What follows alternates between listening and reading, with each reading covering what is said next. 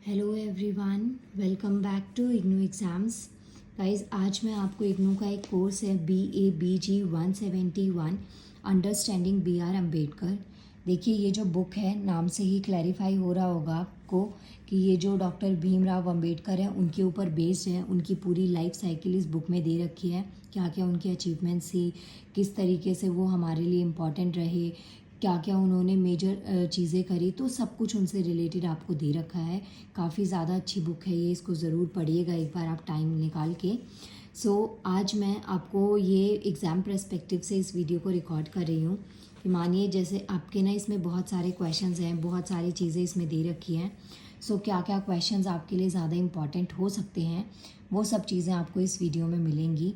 You can see कि मैंने यहाँ पे ना आपके लिए ऐसे क्वेश्चंस की लिस्ट प्रिपेयर करी है जिसमें कि आपके इस पूरी बुक में से इन टोटल 25 समथिंग क्वेश्चंस होंगे। 25 प्लस ही हो सकते हैं क्वेश्चंस, लेकिन हाँ, वो क्वेश्चंस ऐसे हैं कि काफ़ी ज़्यादा इंपॉर्टेंट है आपके एग्ज़ाम के लिए। और मैंने हर एक क्वेश्चन के बाद में यूनिट प्लस उसका पेज नंबर लिख दिया है कि ये जो क्वेश्चन है इस पेज नंबर से लिया गया है, जिससे कि आपको इनको क्वेश्चंस को ढूंढने में बिल्कुल भी दिक्कत नहीं होगी। और इन केस अगर आपके पास में बुक नहीं है तो भी मैं इतना स्लो पेज टर्न करूँगी कि आप आराम से वीडियो को पॉज करके भी इन आंसर्स को एक बार रीड कर सकते हैं। और अभी दिसंबर में एग्ज़ाम्स है तो उसमें टाइम है, आप अभी से इसके नोट्स प्रिपेयर कर लीजिएगा। जस्ट बिकॉज कि ये बुक ऐसी है कि जब तक आप इसको लर्न नहीं करेंगे तब तक आप इसमें आंसर्स को नहीं लिख पाएंगे। कनेक्ट करके लिखना इसमें थोड़ा डिफ़िकल्ट हो सकता है क्योंकि मोस्टली चीज़ें इसमें स्टैटिक पोर्शन में आपको दे रखी हैं। स्टार्ट करते हैं। अंडरस्टैंडिंग BR अम्बेडकर, ये आपका सब्जेक्ट कोड है BABG 171। क्वेश्चन नंबर 1 देखिए, write an essay on Ambedkar views of caste. आपको अम्बेडकर के जो व्यू थे कास्ट से रिलेटेड उसके ऊपर ऐसे लिखना है। कई बार ये क्वेश्चन आपका शॉर्ट नोट की फॉर्म में भी आ जाता है। ये क्वेश्चन है यूनिट 1 से और इसका आंसर आपको मिलेगा पेज नंबर 7, 8 और 9 के ऊपर। स्टार्ट करते हैं। देखिए, ये रहा आपका आंसर। यहाँ पे आपको इसका आंसर मिलेगा 7, 8 और 9 पे। आपको कास्ट के ऊपर अम्बेडकर व्यूज़ ऑन कास्ट, ये यहाँ पे आपको लिखने हैं, इनके व्यूज़ लिखने हैं। देख सकते हैं आंसर आपके लिए यहाँ पे काफ़ी चीज़ें अच्छी आपको दे रखी है, पॉइंट्स को आप यहाँ पे ऐड ऑन कर सकते हैं। नेक्स्ट यहाँ पे देखिए, अम्बेडकर के अलावा यहाँ पे कुछ और स्कॉलर्स के नाम भी हैं जिन्होंने जो कास्ट का ओरिजिन इसको आइडेंटिफाई किया था। तो यहाँ पे इनके स्कॉलर्स के नाम है जो आपको पता होने चाहिए। सारे नहीं, एटलीस्ट 2-3 जो स्कॉलर्स हैं उनके नाम आप यहाँ पे रख लीजिएगा। इसके अलावा जो ये कंसेप्ट है इसके अंदर आपको वो वाले आंसर्स में भी ऐड करना है, लाइक एक्सोगोमी, एंडोगैमी।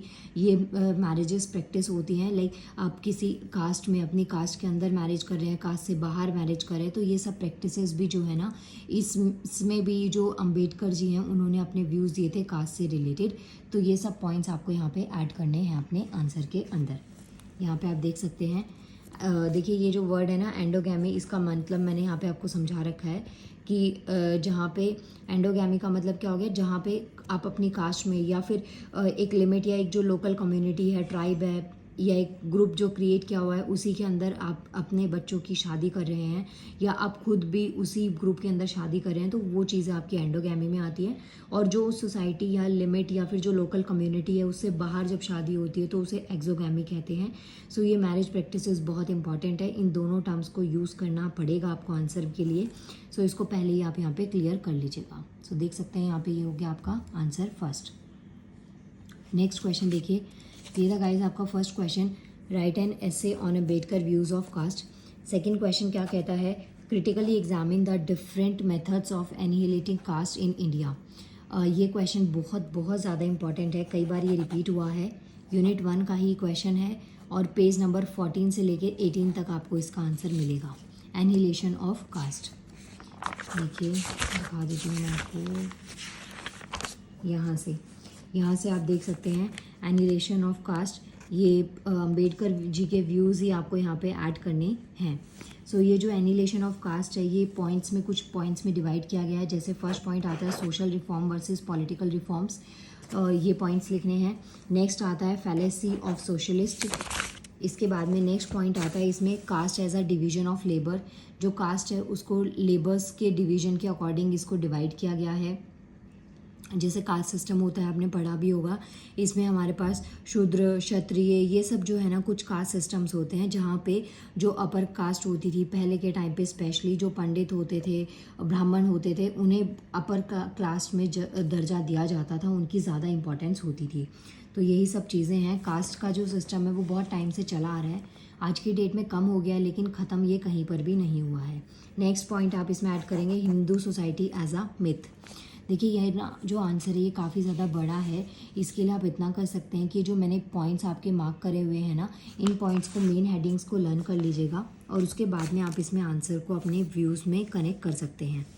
नेक्स्ट देखिए, जैसे ये तो कास्ट के एनिलेशन के टॉपिक से, इसके अलावा कुछ सॉल्यूशंस भी जो थे वो अंबेडकर जी ने दिए थे कि कास्टलेस सोसाइटी, एक आइडल सोसाइटी को कैसे प्रिपेयर किया जा सकता है, कुछ सॉल्यूशंस उन्होंने दिए थे। तो जैसे उसमें फर्स्ट आता है कि जो सब कास्ट होती है उसको अबॉलिश कर दिया जाए, इंटर कास्ट जो डेनिंग है या डाइनिंग आप बोल सकते हैं, इसको स्टार्ट कर दिया जाए, इंटर मैरिज जो है उसको इनकरेज किया जाए। मीन्स कि लोग जो है ना इन चीज़ों, ये 3 टाइप की जो कास्टलेस सोल्यूशंस उन्होंने दिए थे कि इन 3 सॉल्यूशंस की हेल्प से आप आगे की जो जनरेशन है उसमें कास्ट में जो ये अभी डिस्क्रिमिनेशन देखना पड़ता है, कास्ट की वजह से छोटे बड़े ऊंच नीच की चीज़ें आती हैं, वो बाद में ना फेस करनी पड़े। तो इस वजह से इन्होंने ये पॉइंट्स यहाँ पे रखे थे।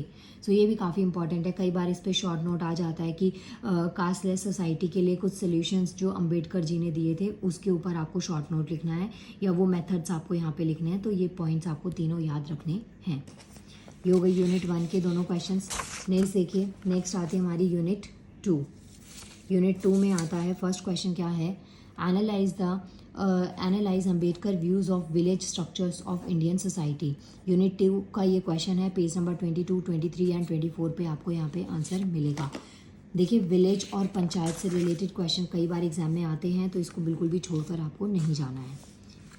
एज आई सेड अर्लियर, देखिए यहाँ पे आपको पॉइंट्स दे रखे हैं। ये हमारे पास ये 4 कास्ट हैं, ब्राह्मण, क्षत्रिय, वैश्य और शूद्रा। सो ये जो सीक्वेंस है इसी अकॉर्डिंग से इस कास्ट को सबसे नीचे माना जाता है, ये सबसे टॉप की जो कास्ट है, टॉप पोजीशन पे इसको माना जाता है। सो इस तरीके से कास्ट को यहाँ पे डिवाइड किया गया है।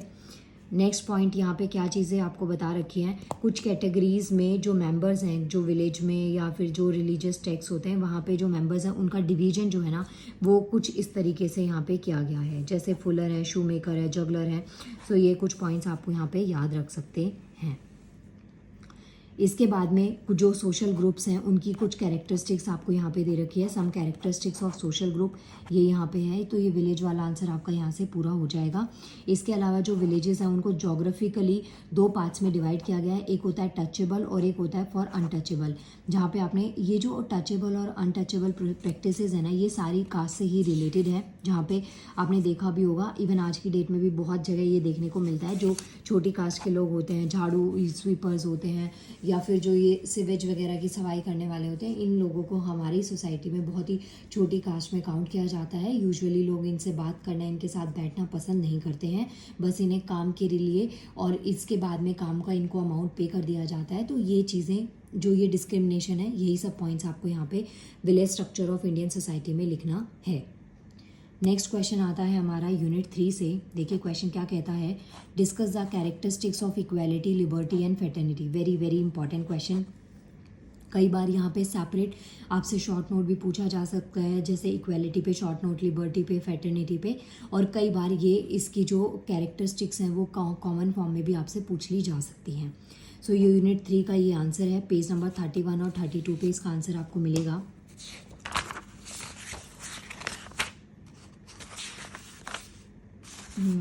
ये देखिए यहाँ पे है कुछ आपको ना एसेंशियल फीचर्स दे रखे हैं, प्रिंसिपल्स दे रखे हैं आइडल सोसाइटी के।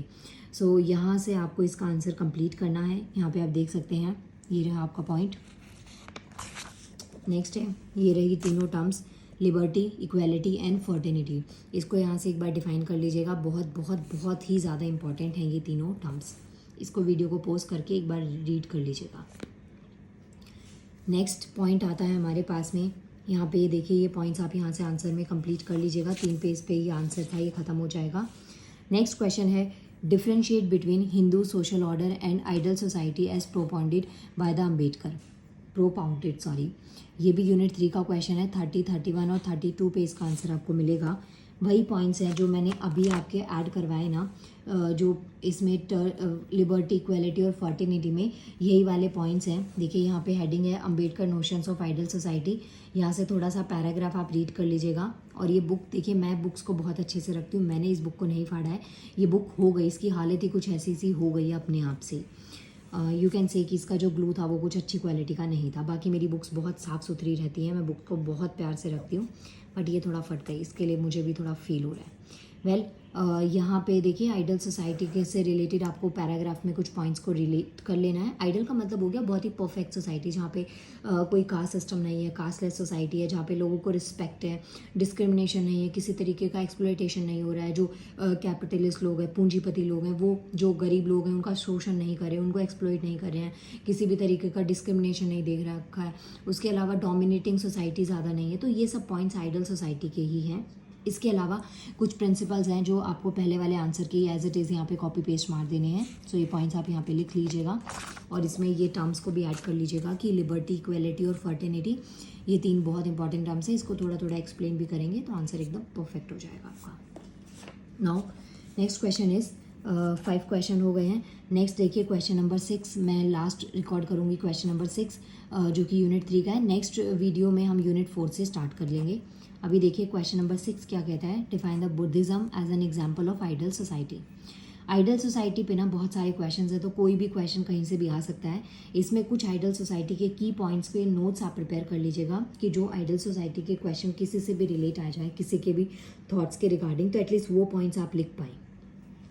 यहाँ पे बुद्धिज़्म के पर्सपेक्टिव से आपको आइडल सोसाइटी को एक्सप्लेन करना है। पेज नंबर 33 पे आपको इसका आंसर मिलेगा और यहाँ पे आप देख सकते हैं। ये देखिए ये पैराग्राफ है आपका, यहाँ पे हेडिंग भी दे रखी है Buddhism as an example of ideal society.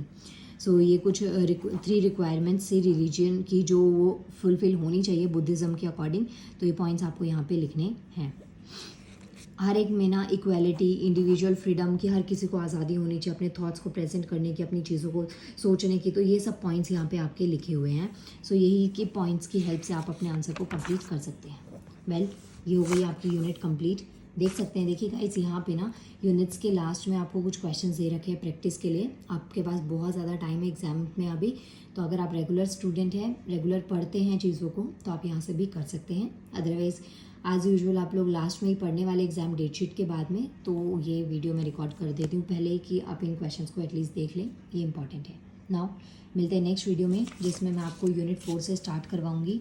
और बिल्कुल बैठ जाइए आप लोग पेपर पेन लेकर, क्योंकि बहुत सारे क्वेश्चंस हैं और सारे क्वेश्चंस मैं आपको पेज नंबर पे दिखा दूंगी, जिससे कि आपको एग्ज़ाम टाइम में क्वेश्चंस की रिवीजन में भी बिल्कुल भी दिक्कत नहीं आएगी।